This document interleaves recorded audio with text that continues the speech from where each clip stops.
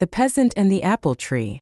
A peasant had an apple tree growing in his garden, which bore no fruit, but merely served to provide a shelter from the heat for the sparrows and grasshoppers which sat and chirped in its branches.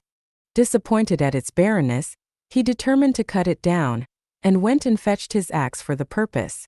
But when the sparrows and the grasshoppers saw what he was about to do, they begged him to spare it and said to him, "If you destroy the tree, we shall have to seek shelter elsewhere, and you will no longer have our merry chirping to enliven your work in the garden."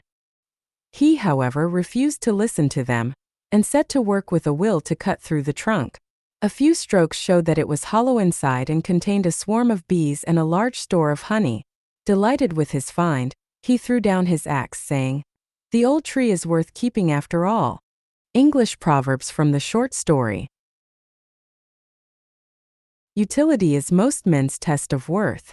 Don't kill the goose that lays the golden eggs. This proverb directly relates to the short-sightedness of the peasant.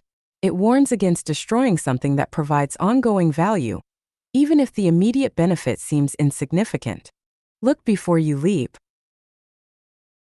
This proverb emphasizes the importance of considering all the potential consequences before taking action. In the fable, the peasant focused only on the lack of fruit and didn't consider the hidden value of the tree.